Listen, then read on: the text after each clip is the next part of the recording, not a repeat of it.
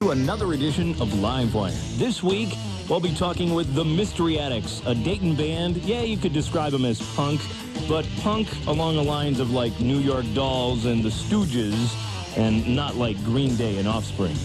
Well, stick around. You'll figure it out here in just a little bit. Also, Yes is playing a couple of dates in the area. We have a brand new track from those guys. We'll hit that in a few. And Susan Steele will be along with the latest rock news. Well,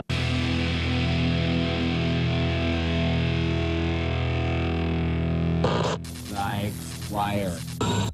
The Mystery Addicts, formed in October of '96 with Jamy, Holliday, and Stephen Gullett on vocals and guitars, Eric Purtle on bass, and Bryan Labonte on drums. Though they've only been around for a year, the band's roots can be traced back much further.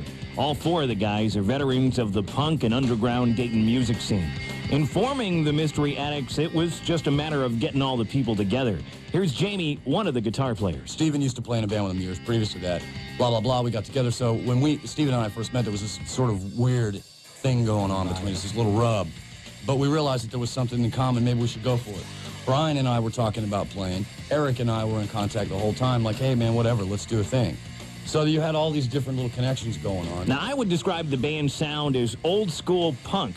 Now, am I close?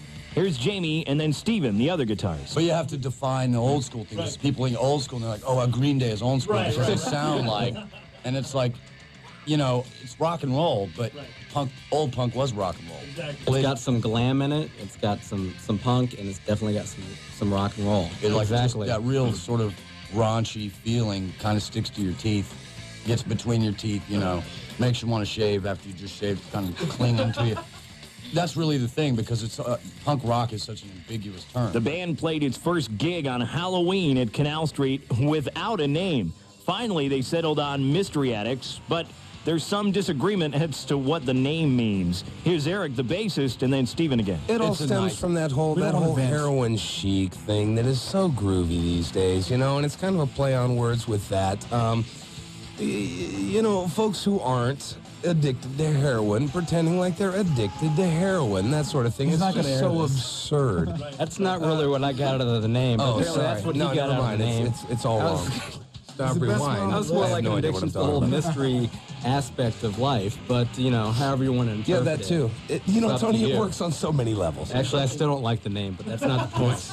It looks good on a bar napkin. Almost immediately after forming, the guys went into the recording studio. They got some free time from Steve's previous band. I had a couple free hours at Hidden Music from Love Lies Bleeding being in the playoffs. And so we took those, went in, we had a little bit of money, and decided to record some demos because previous bands I'd seen didn't really exactly get around to recording anything. So we figured, let's go in and do some stuff. At least we have some music. Then recently, the band went into Cybertechnics and recorded a second batch of songs. The second group there is actually going to be released as an EP on a Milwaukee, Wisconsin label. Beers City Records. So that'll be on vinyl as an EP. That's due out about a month ago. As soon as they send us the record. It's actually pressed and done, but they're having some printing problems with the jackets. Both Jamy and Steve play guitar in the band, so how do you guys decide who plays what? About the first time we started playing together, neither of us said exactly would call ourselves guitar heroes. We're pretty much... it's whoever comes up with a thing. I mean...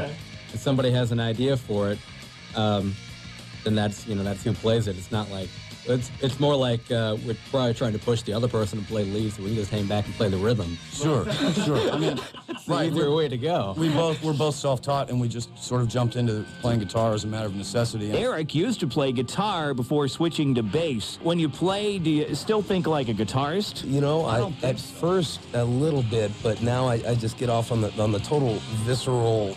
It's a no-brain kind of. There's so much less to think about. It's liberating. That's what's really cool. Keep the bass to him like, wow, just one finger I have to worry about at all times. It gives me really never more than 4 notes. Yeah, there you go. And you know, I'm afforded so much extra space to do things like slobber and jump around, and you know.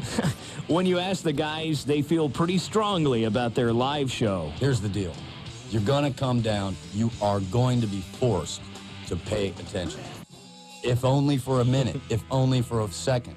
you are going to remember what happened. You're either going to instantly hate it or you're going to instantly love it. But you're going to be forced to at least acknowledge what's going on. It's not like a damn CD player or a jukebox where it's like, or, you know, just like sort of like a background music thing going on. And it's not because of the volume, which does tend to be kind of loud at times, but it's because you cannot walk into the room if we're playing and just not notice what's happening. Yeah, we're no background real, music. it's genuine, it's happening. Love it or hate it, but it's going on. You have to acknowledge it. You're overlooking one major point, and that is that we're a darn good-looking bunch of guys. Yes, so you know that's just bonus. That's just above and beyond gratis. the That's rock gratis and roll. with the gig. That's the gratis. That's exactly. stylish. And stylish, good-looking. We're GQ waiting to happen. And waiting. Okay, it's time for that what made you pick up the guitar question. Here's Eric. I saw the Woodstock movie. Okay, you know. Actually, you know what it was that really got it done for me was I saw Hendrix. Oh, yeah. Okay? And I'm thinking, good God, the ugly noises this guy is churning out of his rig. You know, this is for me. I gotta make ugly noises like that. So I went out and got a paper out, got a cheesy rig, and I'd sit there and I'd put my little 9-watt amp on top of the fridge in the garage, and I'd just stand in front of it, and it'd go, and you know, for like hours on end, and my mom would come out and go, Eric, play it or don't, you know, things like that. And, you know, so from austere beginnings, wonderful things arise. Now, it was a school friend that turned Jamy onto punk rock, and that was all it took. From that point forward, I started going to see punk rock bands. I started going to see them in town. I started going to see them out of town. I was way too young to be in a bar. I was way too young to be driving a car. I was doing both. And I was all about it. And I was like, feed me, feed me, feed me. I was seeing something that was like, wow, this is like a regular guy. Same guy on stage. The guy on stage, the difference between the guy on stage and the guy on the floor that paid his money to get in is minimal. Right. What it pretty much equates to is a guitar, an amp, and a cable, and an idea for a song, and bam, there it was. No egomaniac bull going on, no crap. It's just regular guys doing a regular thing. I mean, as it turns out, they weren't exactly regular guys. Right. They were just, you know, I mean, they were doing a thing. They were live. They were amped. They were doing their thing. At one point, it just clicked one day. Wow, I can do this. I can not be the guy going in and paying my money with a fake ID to see this band. I can be the guy playing. That's what I want to do. Ready or not, here's the Mystery Addicts, Good Boys Don't Kill, on Livewire at WTUE. 104.7 WTUE Livewire. Man, I like that one a lot. Good Boys Don't Kill from the Mystery Addicts. You can find that on their upcoming 7-inch, which should be out, well, any day now. Hopefully, they'll have it out by their Halloween show. They're playing Canal Street on October 31st. You can catch them live out there.